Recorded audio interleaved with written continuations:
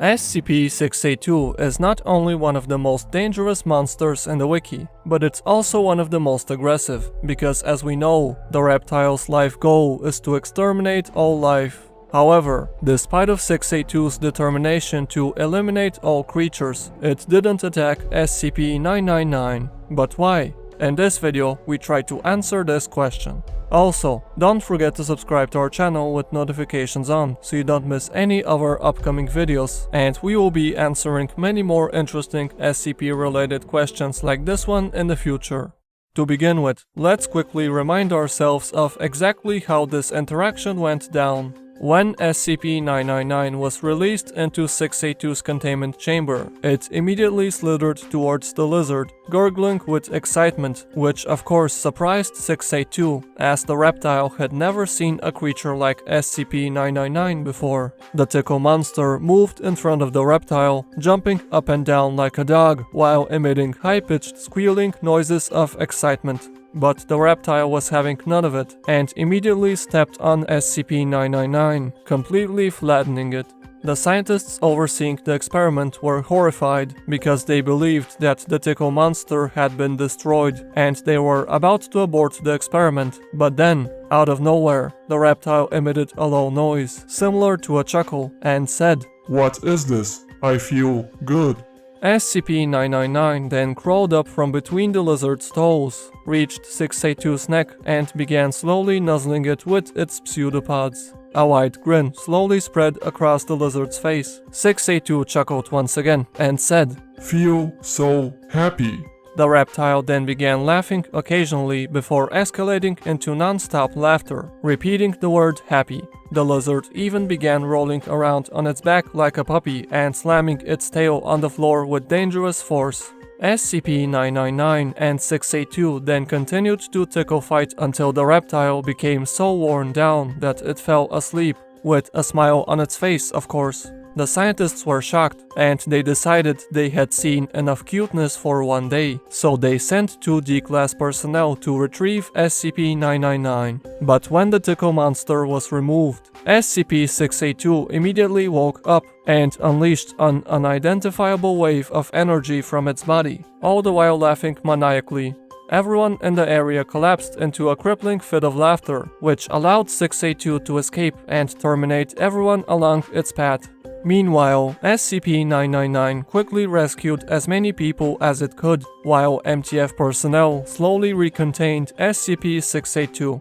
And despite of the result, SCP-999 hasn't shown any fear towards the reptile after their initial encounter, and in fact has suggested it would like to play with 682 once again. However, the reptile has expressed hatred towards SCP-999 and has made it clear that it doesn't want to see the tickle monster ever again. And we see why the title of this video is such a good question. SCP-682, the most aggressive SCP in the Foundation, the reptile that is determined to exterminate all life, became peaceful when it met SCP-999, a tickling ball of slime, and the tickle monster even made 682 laugh and roll around on the ground like a puppy. Even though SCP-999 usually makes everyone it meets very happy, we certainly wouldn't have expected that 682 would react in the exact same way an ordinary person would.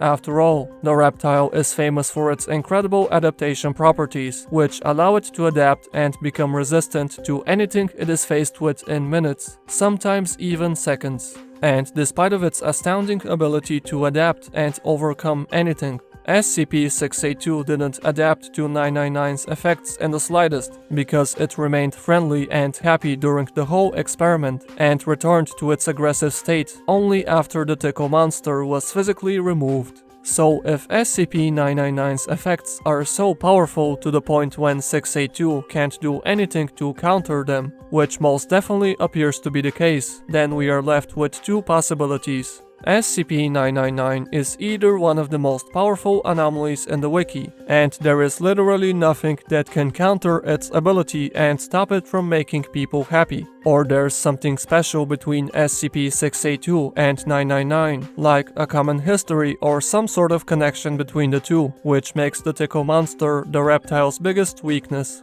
Either way, we can't learn anything else from SCP-999 or 682's wiki article, so we will have to look for other sources if we want to learn more.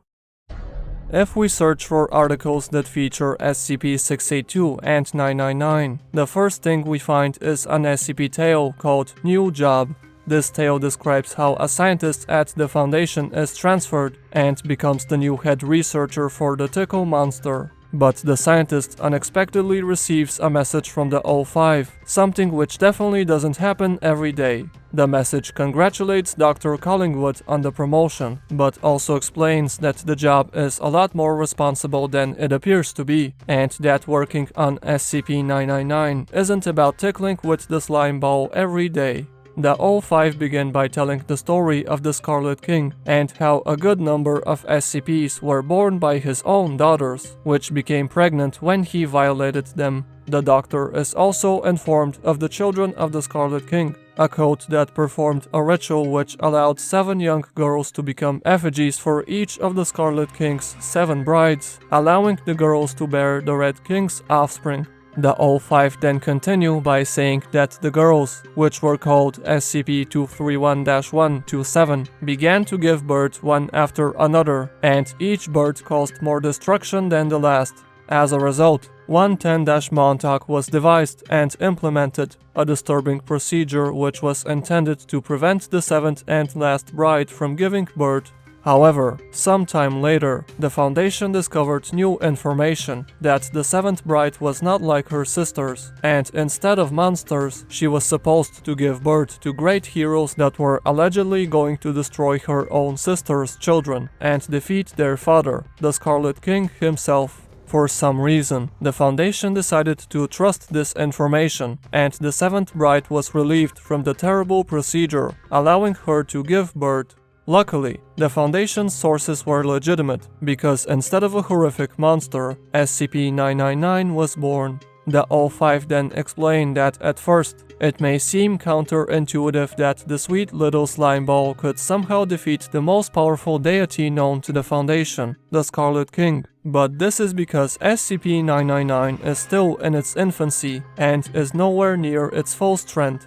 Despite of this, SCP-999 is already very powerful, based on the fact that it can permanently cure depression and PTSD. The O5 members also say that SCP-682 is also very important, because in the same documents which informed them of the 7th bride's true nature, it is also stated that SCP-682 is also the offspring of the Scarlet King, namely the son of the 4th bride. This means that 682 and 999 are effectively siblings, and based on the fact that the tickle monster is already strong enough to temporarily cure one of its siblings from its hatred and make it happy, then it's only a matter of time before 999's cheerful effect is strong enough to permanently reform the Scarlet King as well. In the beginning, we said that it's odd how SCP-682 didn't adapt to 999's effects, and that this is either because the tickle monster is a lot more powerful than it appears to be, or because the two have common history. And now that we've read the tale New Job, we can safely say that both of these assumptions were true. SCP-999 and 682 are indeed siblings, and the tickle monster's cheerful effect is not only very strong today, but 999 is also expected to become one of the most powerful creatures in the universe, so powerful that it will be able to permanently defeat both SCP-682 and the Scarlet King.